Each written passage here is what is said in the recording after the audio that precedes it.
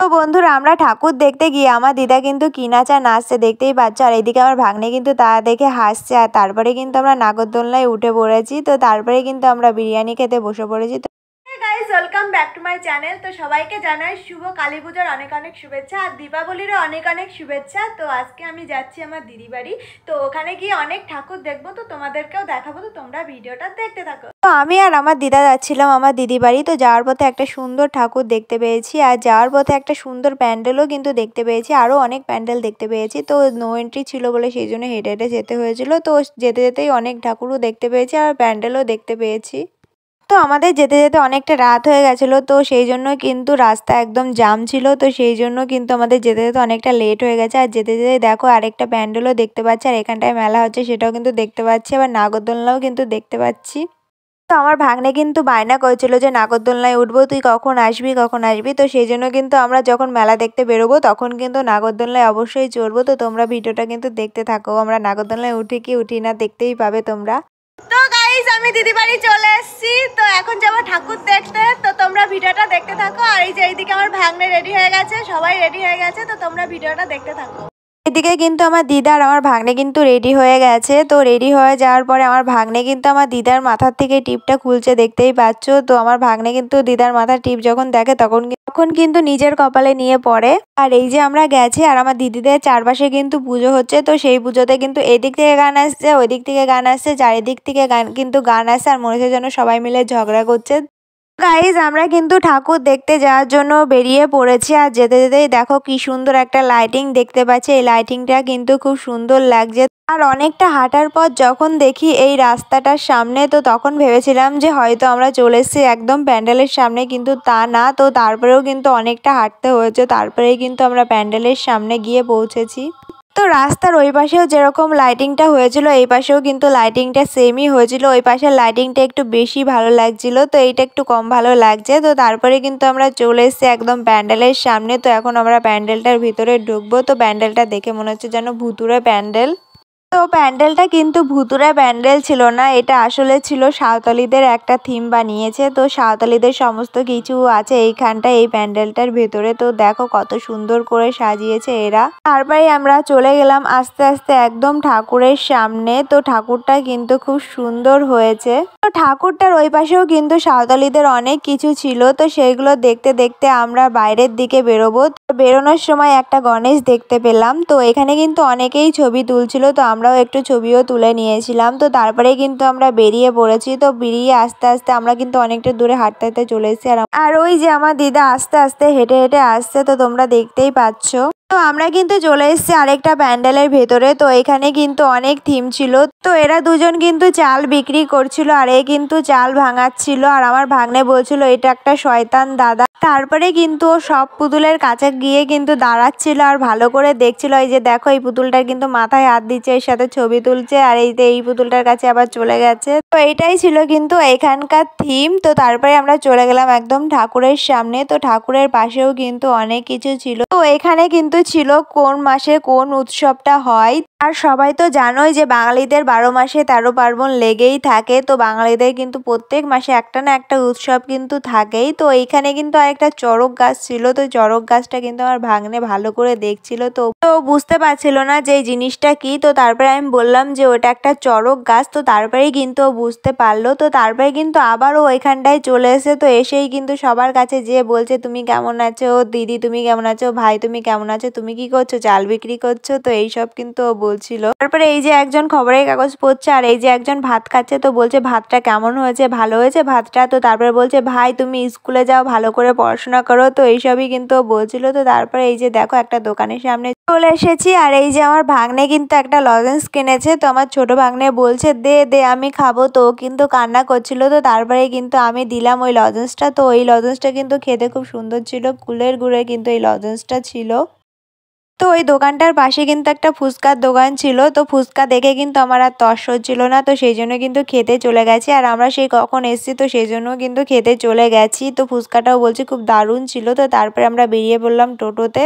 তো যেতে যেতে কিন্তু সেই প্যান্ডেলটা আবার দেখতে পাচ্ছি। আসার সময় যে প্যান্ডেলটা দেখেছিলাম সেটা কিন্তু আবার আমরা দেখতে পাচ্ছি। তো তারপরেই কিন্তু আমরা চলে এসেছি একদম আরেকটা প্যান্ডেলের সামনে। তো এই প্যান্ডেলটা দেখো কত সুন্দর হয়েছে, আর লাইটিংগুলো দিয়ে আর বাজনাটা দিয়ে কিন্তু খুব সুন্দর লাগছে প্যান্ডেলটা। এই প্যান্ডেলটা কিন্তু আমার খুব পছন্দ হয়েছে, আমার দিদারও কিন্তু খুব পছন্দ হয়েছে, আর আমার দিদিরও কিন্তু খুব পছন্দ হয়েছে, সবারই খুব পছন্দ হয়েছে।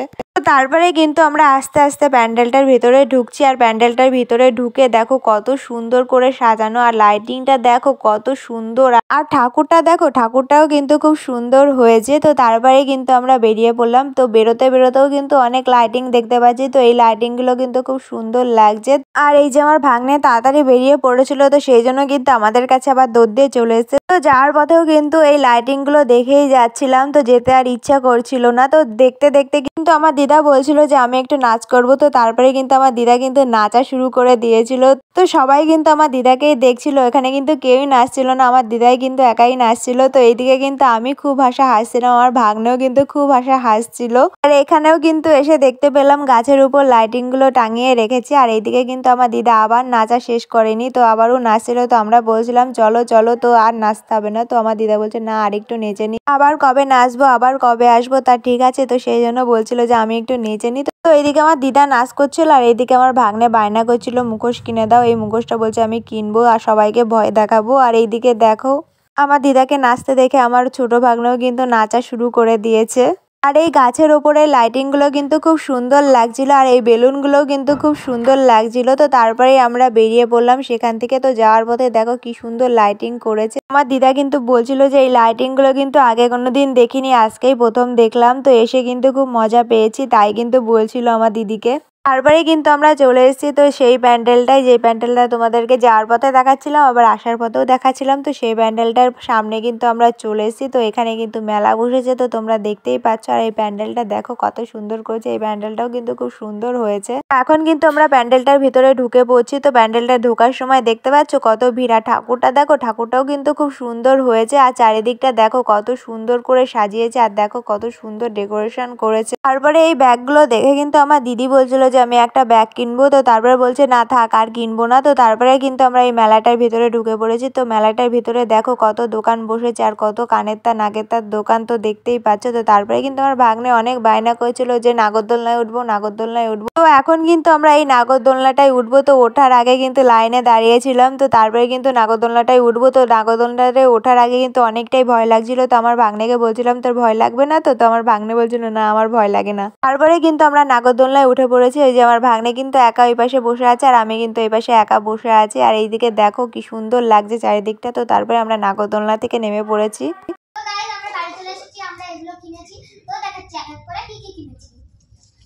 এই যে এটা আমার ভাইয়ের একটা খেলনা, উপরে চলে। এবার এখানে আছে কাটলেট,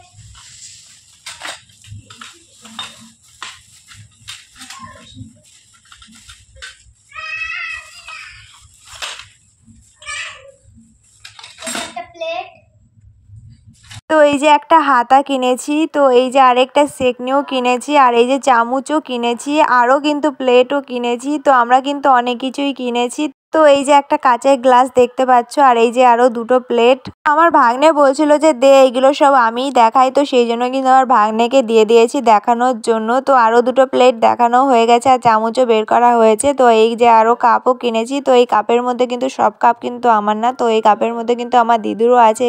এইদিকে কিন্তু ও কাপের প্লাস্টিকটা খুলতেই পারছিল না। তো তারপরে এইভাবে আবার দেখাতে গেছে। তো আমি বললাম যে থাক, আর দেখাতে হবে না। তো তারপরে ওর নিজের খেলনাটা দেখাবে বলে আর কতক্ষণ ধরে ওয়েট করেছিল। তো তারপরে কিন্তু নিজের খেলনাটা দেখাচ্ছে। দেখো দেখো ও কি খেলনা কিনেছে, ছুরি কাঁচি কি খেলনা কিনেছে। তো ওর এইটাই পছন্দ হয়েছিল, তো এটাই কিন্তু কিনেছে। তো অনেক বায়না করে কিন্তু এটা কিনেছে, তো ওকে কিনেই দেওয়া হচ্ছিল না। তো তারপরে কিন্তু অনেক বায়না করে তারপরে ওকে কিনে দেওয়া হয়েছে।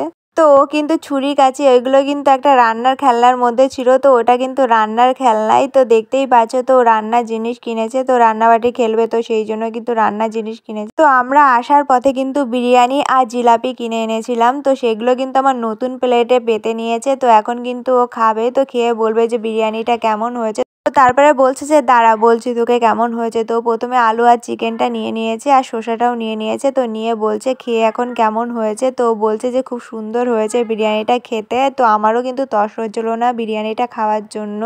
তো আমি ওকে বলছিলাম যে তাড়াতাড়ি খা, তোর ভিডিওটা করার পরেই কিন্তু আমি খেতে বসবো। তো ও কিন্তু তাড়াতাড়ি করে খাচ্ছিল, তো সেই জন্য। তো আবার জিলাপিটা খেয়েও বলছে যে কেমন হয়েছে।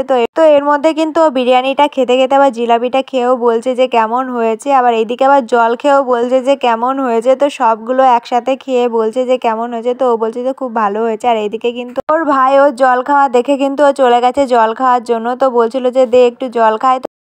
তো গাইস তোমাদের ভিডিওটা কেমন লেগেছে অবশ্যই কমেন্ট করে জানাবে, একটা লাইক করে দেবে, শেয়ার করতে ভুলবে না, সাবস্ক্রাইবটা কিন্তু অবশ্যই করে দিয়ে। দেখা হচ্ছে নেক্সট কোনো ব্লগে, ততক্ষণের জন্য